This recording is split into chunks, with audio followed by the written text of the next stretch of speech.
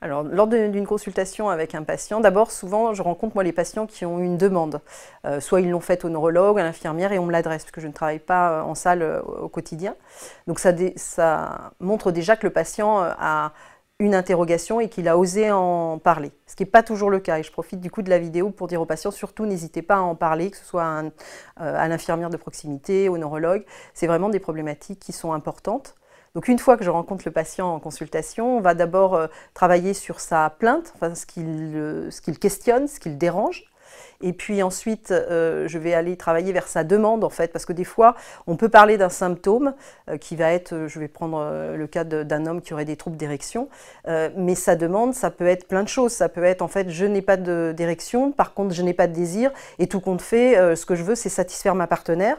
Ou ça peut être, je n'ai pas d'érection, mais ce que je veux, c'est retrouver une érection, parce que j'ai peur d'être stérile. Donc ça ne sera pas du tout la même démarche, et d'où l'importance d'avoir un temps pour le faire, et un lieu de confidentiel. C'est-à-dire que souvent on se rencontre dans un box, on a pris rendez-vous et on prévoit autant de consultations qu'il est nécessaire pour aborder toute la question, parce que ça se fait rarement une fois.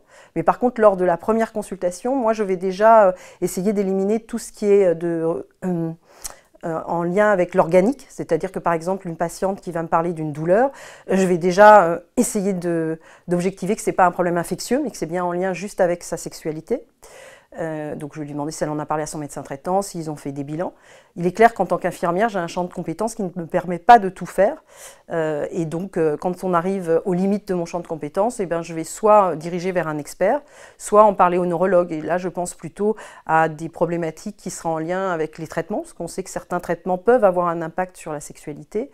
Et bien là, on discutera avec le neurologue de voir est-ce que c'est pertinent de modifier le traitement ou les dosages, étant donné que ce qui prime, c'est quand même de stabiliser l'épilepsie, parce que la qualité de vie et donc la qualité de vie sexuelle sera en rapport avec la stabilité de l'épilepsie.